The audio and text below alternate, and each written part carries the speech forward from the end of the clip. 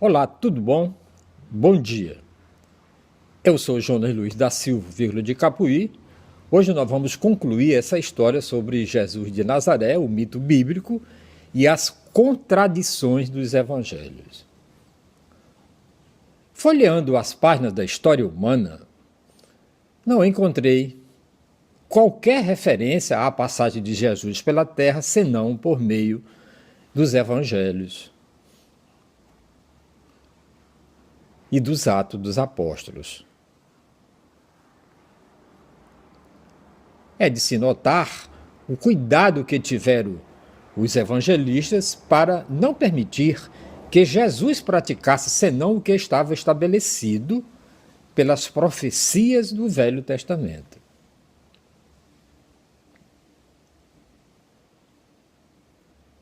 Strauss diz que saiu do Velho Testamento a pretensão de que Jesus encarnar-se-ia em Maria através do Espírito Santo. Em Números 24:17 estava previsto que uma estrela guiaria os reis magos. E se juntando os livros do Velho Testamento com o do Novo, teremos 72 livros, o mesmo número de anciãos que teria Moisés escolhido para subir com ele ao Monte Sinai. O Velho Testamento previa que o povo seguiria Jesus mesmo sem conhecê-lo. Seriam os peixes retirados da água pelos apóstolos e os mesmos da pescaria de São Jerônimo. Moisés teria feito da pedra o símbolo da força de Jeová. Por isto, Jesus devia dar a Pedro as chaves do céu. Oséias 11:1 e Jeremias 31:15, 16, 4, 10, 28 profetizaram que o Messias seria chamado de Jeová. Jeová do Egito, ligado ao pranto de Raquel pelo assassinato dos filhos. Então, arranjaram aquela terrível matança dos inocentes, a qual consta apenas em 2 evangelhos, sendo silenciado o assunto pelos outros 2 e pelos relatos enviados a Roma. Strauss lembra que a discussão de Jesus com os doutores do templo, assim como a passagem de Ana e Simeão, bem como a circuncisão, estava tudo previsto no Velho Testamento. Diz ainda que teria ido para Nazaré após o regresso do Egito, apenas para que os evangelhos pudessem atribuir-lhe a alcunha de Nazareno. Entretanto, Nazaré não existia, pelo menos naquela época, era uma cidade fantasma, só passando a existir nas páginas dos evangelhos. Assim, Jesus foi nazareno não por ter nascido em Nazaré, visto que não poderia nascer em 2 lugares, como também não poderia nascer em uma cidade que não existia. Foi nazareno por ter sido atribuído a sua aprendizagem aos essênios. A anunciação e o nascimento de João Batista foram copiados do Talmud. As tentações de Jesus pelo demônio no deserto, segundo Emílio Bossi, foram copiadas das Escrituras. Os 40 dias passados no deserto são oriundos do cabalismo de Roma e da crença dos babilônios, os quais atribuíram a esse número uma força cabalística. Por isso, tal número repete-se várias vezes no decorrer das dissertações bíblicas. O dilúvio descrito na Bíblia durou 40 dias. Moisés esteve 40 anos na corte do faraó. Passou 40 anos no deserto. Os ninivitas jejuaram 40 dias. Ezequiel teria sido conduzido por um espírito de um lugar para outro, através do espaço. Abraão teria sido tentado pelo demônio. Os mesmos episódios passaram ao Novo Testamento, tendo Jesus como protagonista.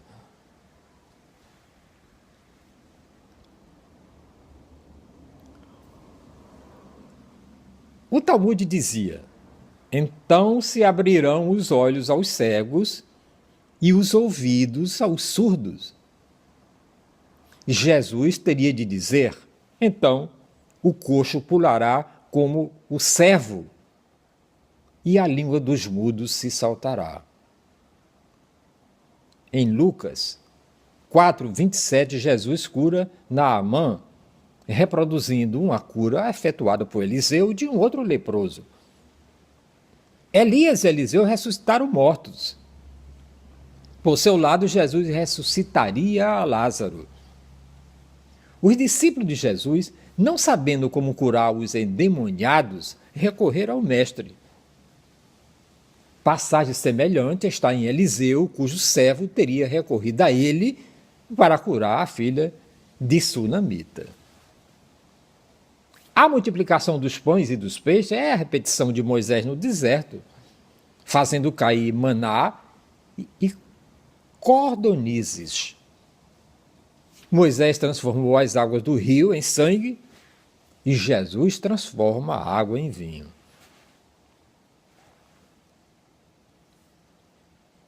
Jeremias 7:11 e Isaías 56:7 está escrito que o templo não deve se converter em um covil de ladrões, o que leva os evangelistas a dizerem que Jesus expulsou os mercadores do templo. A transfiguração de Jesus é a mesma coisa que aconteceu com Moisés ao subir ao Monte Sinai, quando encontrou com Jeová. Aliás, Moisés havia prometido que viria um profeta semelhante a ele. A traição de Judas repete o mesmo acontecimento em relação a Crestos. A prisão de Jesus foi descrita de modo igual no Talmud. A fuga dos apóstolos estava prevista por Isaías.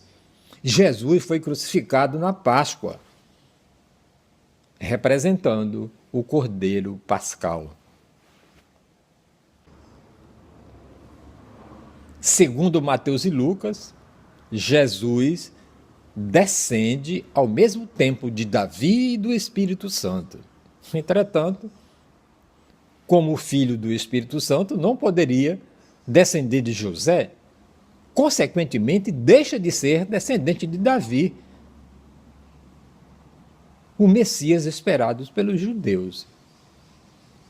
Assim, Jesus ficará sendo apenas filho de Deus.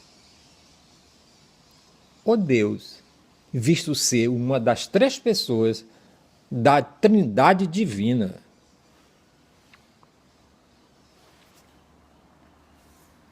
Embora os evangelhos há referências quanto à data do nascimento de Jesus,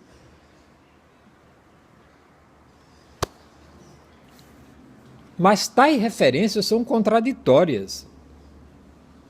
O Jesus descrito por Mateus teria 11 anos quando nasceu o de Lucas.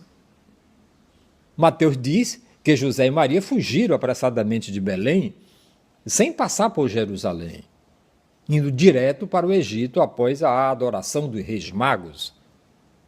Herodes iria mandar matar as criancinhas. Todavia, Lucas diz que o casal estivera em Jerusalém e acrescenta a narração da cena em que participaram Ana e Simeão.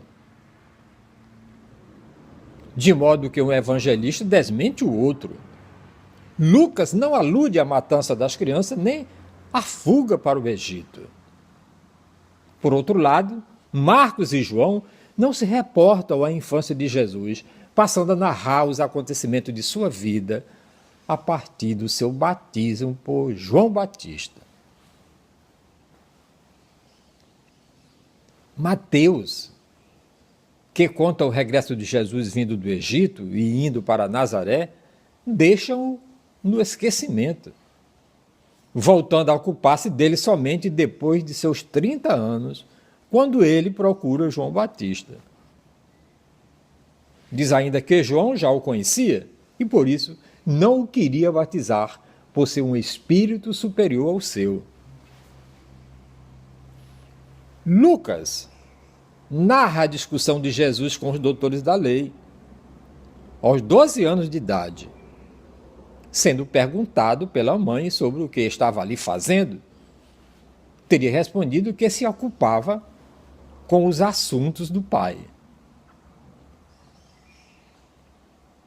Emílio Bossi, referindo-se a esta passagem, estranha a atividade da mãe. Se o filho nascera milagrosamente, e a ela não o ignora, só poderia esperar dele uma sequência de atos milagrosos. Mesmo a sua presença no templo, entre os doutores, não deveria causar preocupação à sua mãe, visto que saber ela que o filho não era uma criança qualquer, e sim um Deus.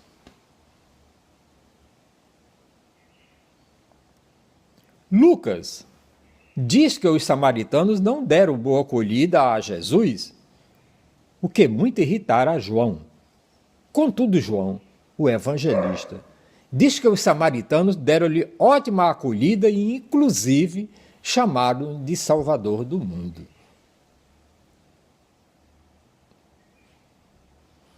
Os evangelistas divergem também quanto ao relato da instituição da Eucaristia. 3 deles afirmam que Jesus instituía-o no dia da Páscoa, enquanto isso João afirma que foi antes. Enquanto os 3 descrevem como aconteceu, João silencia. Na última noite, Jesus estava muito triste, como aliás permaneceria até a morte. Pondo o rosto em terra, orou durante muito tempo. Segundo os evangelistas, ele estava de tal modo triste e conturbado que teria suado sangue, coisa aliás muito estranha.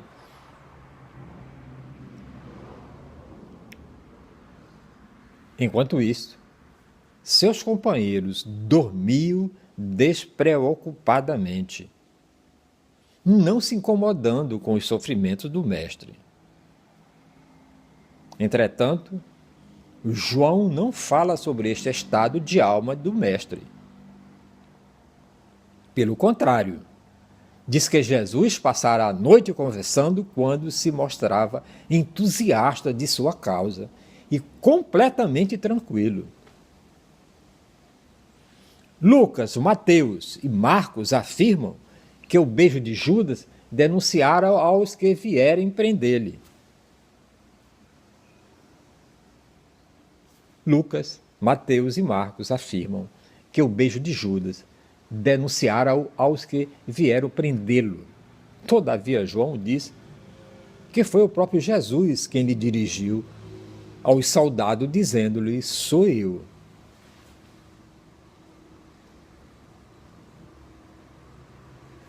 Lucas é o único que fala no episódio da ida de Jesus de Pilatos para Herodes Antipas. Os outros caem em contradição quanto à hora do julgamento pelo conselho dos sacerdotes em presença do povo.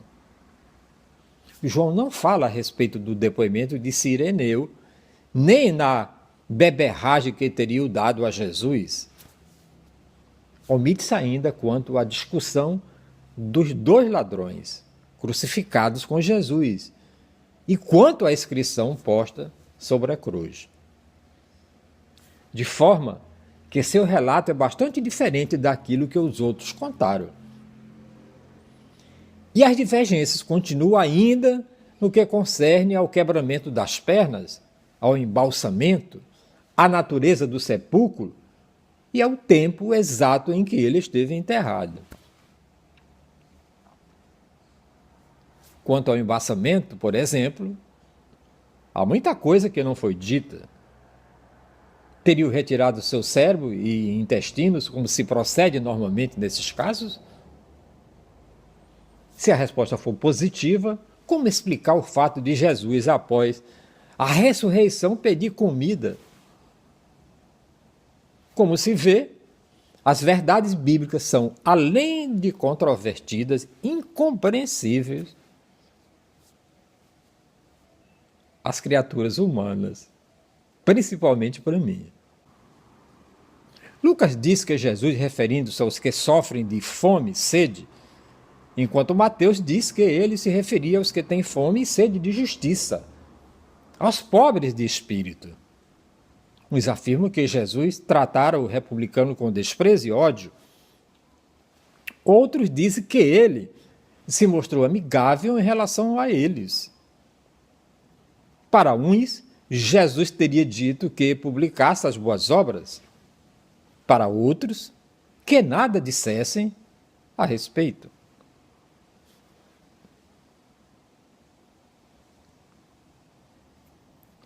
Uma hora Jesus aconselha o uso da força física e da resistência, mandando até que comprasse espada. Outra ameaça é que os que pretendem usar a força. Marcos, Mateus e Lucas dizem que Jesus recomendara o sacrifício. Entretanto, não tomou parte em nenhum deles.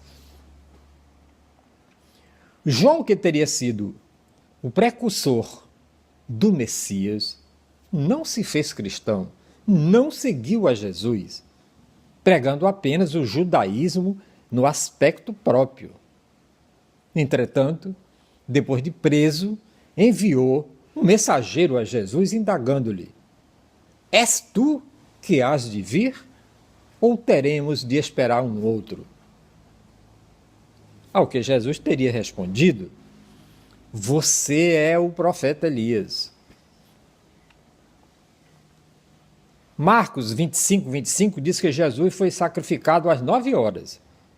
João diz que ao meio-dia ele ainda não havia sido condenado à morte e acrescenta que a esta hora Pilato ter-se-ia apresentado ao povo, exclamando: Eis aqui o vosso rei. Tem gente que não gosta quando eu falo, eu acho. Principalmente aqueles que não gostam de se contradizerem. Mas eu acho que você não deve abandonar sua fé, a sua crença e a sua religião. Agora, não tente me convencer do contrário, porque depois de 75 anos de vida, eu não quero voltar atrás daquilo que eu acredito e não acredito desde os 8 anos de idade, quando comecei a estudar este assunto.